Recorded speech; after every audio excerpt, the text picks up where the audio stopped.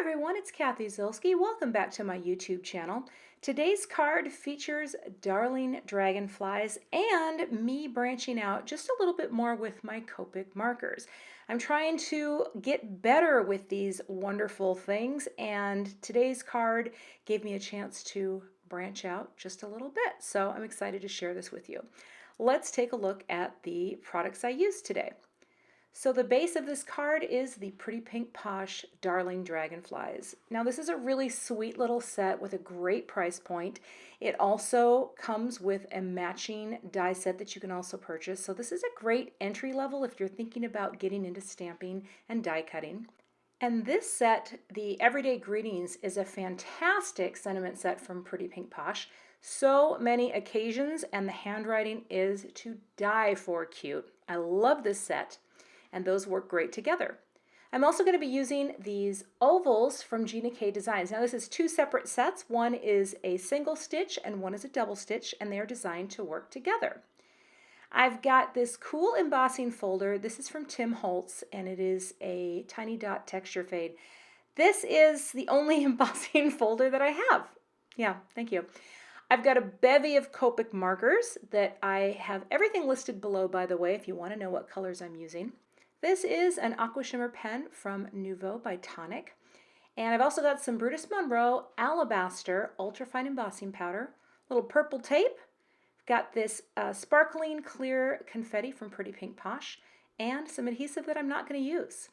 For ink, I've got the Gina Designs Amalgam ink today and the Versamark pad, because I'm going to be doing some embossing. And I've got some Neenah Solar White cardstock and some Gina Designs Lovely Lavender, which is going to work really well with my Copic colors. And I'll be using a little bit of Gina's Lovely Lavender ink, and I want to show you how I stamp my little logo onto my finished cards as well. Got the Misty tool because I will not stamp without it. I mean, I will, but it's not going to look good. Okay. Those are the supplies plus some other things, so let's get into the card project. I'm going to start out today and stamp some dragonflies onto some Neenah Solar White 110 pound. I like to stamp and color on the heavier weight cardstock. I just think it makes for a more sturdy little cutout element. Now this Gina Designs Amalgam ink is Copic friendly. You can also use it for other things like watercoloring. It's a really multi-purpose ink, and it stamps nice and black, and I love this ink. Now, this is why I love the Misty, because I'm stamping down my dragonflies here and giving a good press down, but I didn't press as far left as I needed, so see that little part that didn't stamp? Well, therein lies the beauty of the Misty, because all I needed to do is add a little more ink, stamp it down, and the day has been saved. Yay, me! Okay. I'm going to go ahead and stamp an extra set of dragonflies because, you know, you got the tools out. But here I want to share with you a little bit about this hex chart. Now, I purchased this from sandyallnock.com, and I just thought it was something that you filled out to show your colors, but it turns out it actually shows you colors that go together because they are similar. And this is the chart that I used to pick my colors for this card. And I'm excited because the colors I picked worked because the chart actually works. So I linked this below as well if you're interested in getting a hex chart of your own. You just print it and use it to start coloring and use it as a guide for choosing colors. Thank you, Sandy. Great tool. All right, and because I've chosen those colors, and I did test everything before I actually committed to coloring, but I'm going to go ahead here and add the light purple first, the VO1, and then come in with a little shading. And I'm not an expert on shading at all. I just pick a part that's going to be darker. Now here, I thought I'm going to try laying down the dark first, because I know I've watched different Copic artists work, and some like to lay the dark down first, and some like to lay the light down. I think I'm more of a lay the light down first, because I feel like get the paper wet first, then bring that dark in. I think that just works better for me. So that's what I'm going to do. I'm just going to do it. Lay down the light, come in with the dark, and then blend it back out a little with the light. I think these two colors work so well together, and I'm excited because, again, I used my chart to pick them and test them, and boom, they work. Now I'm going to go in and just do a little bit of light. This is E000 just color in the faces, and I went ahead and added those wings off camera. And just a little shading with the E51. And again, every color that I'm using, I will list below. So if you see these colors and you think, hey, Cathy, those really work, well, I've got you covered. Gonna go ahead in here and bring in a little more of the purple, again, starting with the light, and then coming in with the dark V15, just to add a little bit of shading. I don't have a real steady hand. Now, I will tell you, off camera, I have a colorless blender pen, because I do tend to go out of the lines a bit because I can't really see what I'm doing. I need some more high-powered glasses, I think, if I'm going to get more serious about coloring. But that aside, it's working pretty well so far. Now here I've got BG11 and BG23, and these also, again, look at the chart, they work really well together. I actually just bought BG23, and I'm going to lay down the lighter here in the body, and then I will come in with that BG23, which is the darker, just to add a bit of shading. The thing I like about working with small images, and especially something like this where I'm using the same colors on everything, it gives me a chance to practice. So if you're new to coloring, you know, pick some simple images that maybe challenge you a little bit, right? Because you can mix in a few colors here. But keep it simple while you're learning. This is how I'm finding success, because sometimes I feel really intimidated by stamping something that's complex and thinking, yeah, I'll never know how to color that. But with really sweet and simple images like these darling dragonflies, it kind of is setting you up for success. So I'm pretty excited with how that turned out. Now I've got the coordinating dies, and I've taped them down with some of that Thermoweb purple tape, which is kind of a low-tack tape. And I'm running it through the Spellbinders Platinum 6. This has been a great machine for me. It cuts fantastic. Pop those out, and I now have perfectly cut dragonflies. Yay! While the die cut machine is out, I'm going to take one of the double-stitched ovals, going to run that through on some of this lovely lavender cardstock, which I thought was a really nice match for the colors of the dragonflies. And see that double stitch? Cool, huh? Now I'm going to take Gina's single stitch in the same coordinating size, and this is just some Neenah Solar White 80-pound cardstock, and that will cut out an oval with a single stitch, and these are designed to nest together so that the single stitch creates a shadow layer for the double stitched. Now it's time to use the embossing folder. Now I've got a piece of 80-pound Neenah Solar White, the classic Crest, and I'm lining it up just as straight as I can get it in here because I want my dots to be as linear and even as possible. Now I'm using the embossing mat that came with my Platinum 6. Just gonna pop this down. I'm not really following the sandwich because with this particular embossing folder, I realized I had to just have the pad, the folder, and one plate. And then I'm going to run that through. And now I'm going to have this beautiful dot texture on my cardstock. Isn't that cool?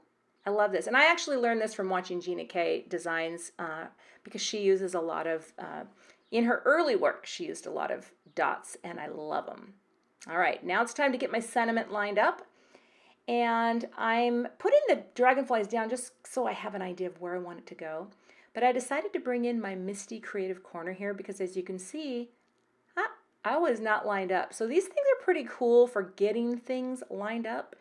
And I'm all about linear, and I'm all about lining it up. So that's good. Now I'm going to use my Embossing Magic pad to get rid of all the static or any oil on my page that the powder might stick to. And now I'm just going to ink this up with the Versamark ink, get a nice good coating on there, and press that down. All right.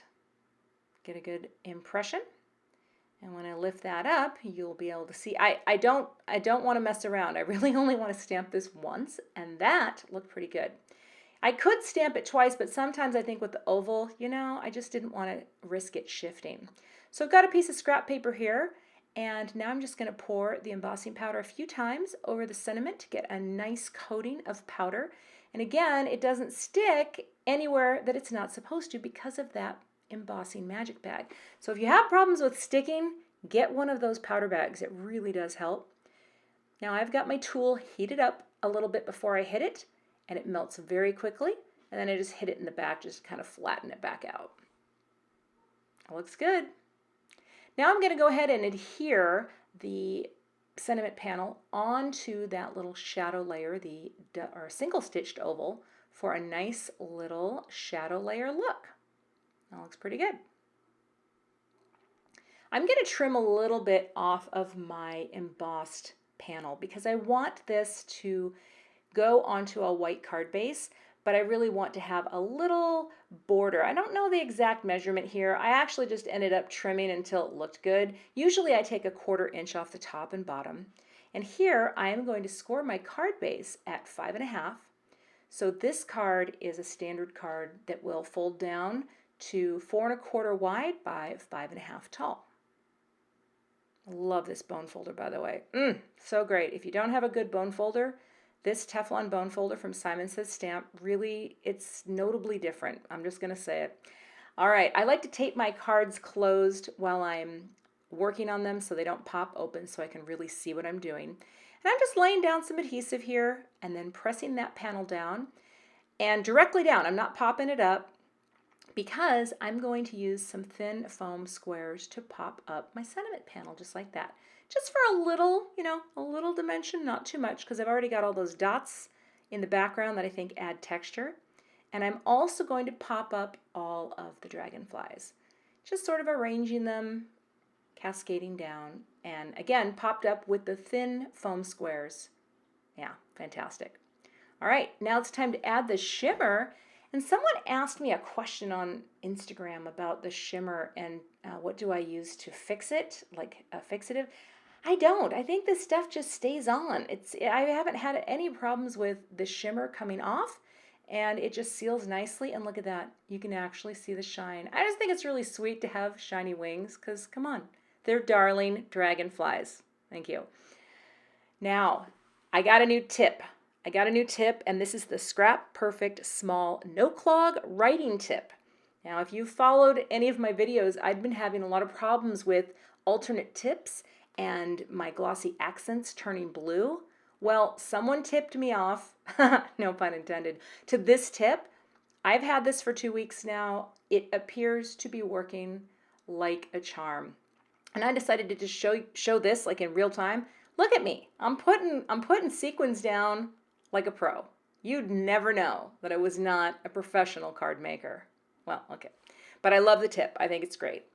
And now you can see just that adds a nice bit of shimmer onto the card. This is a really simple design, but all those little bits of texture and the stitching, I don't know. I think it makes it pretty cute.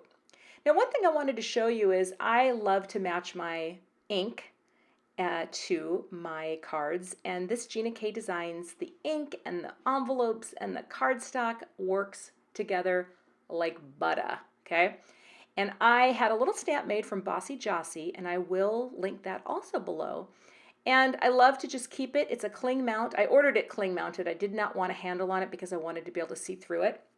And I use this. I just keep it on the same block all the time, flip it upside down, and then when I finish my cards, I kind of hang them off the table, press down, and then I have matching ink to at least one of my cardstocks or envelopes. And I just think that's a really cool finishing touch. So that's my finished card project for today. Thank you so much for watching. I would love to have you become a subscriber if you're not already. And if you like what you saw, give it a thumbs up. If you didn't like this card at all, then, just keep moving on. Just walk away. All right, I'll see you back here again soon.